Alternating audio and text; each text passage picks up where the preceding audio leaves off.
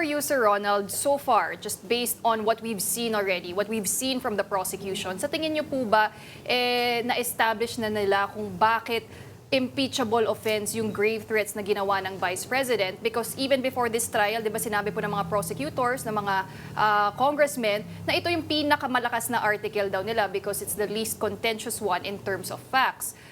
Pero ang defense, sinasabi, hindi, conditional threat yan. Di ba? May mga ganun silang justification. So what should the public understand on this particular article of impeachment? Kasi yung iba naghahanap din na bakit nangontrata ba ng assassin yung Vice President? Umabot ba sa ganoong punto? Or for the case of the prosecution, ang point naman nila is the grave threats itself already constitute an offense. Yes, tama yun, Pauline. No?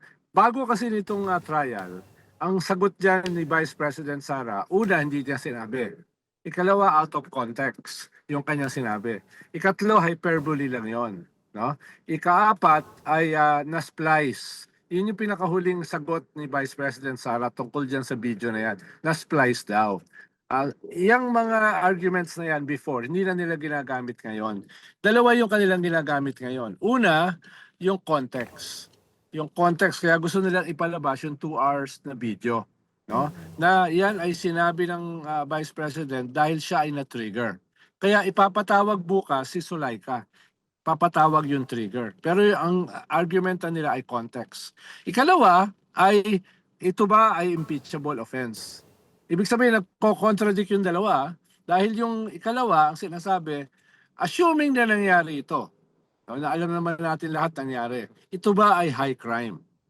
Ginamit nila yung salitang high crime. Kung ito ay kung hindi ito high crime, dapat hindi ito impeachable. No? Sinasabi ng prosecution, it doesn't matter. It was a grave threat. Sabi ko nga, because of 4 reasons. Intent, capability, no? Position, at saka yung very public. Kaya tingin ko, para dito sa article na ito, lamang na lamang yung prosecution.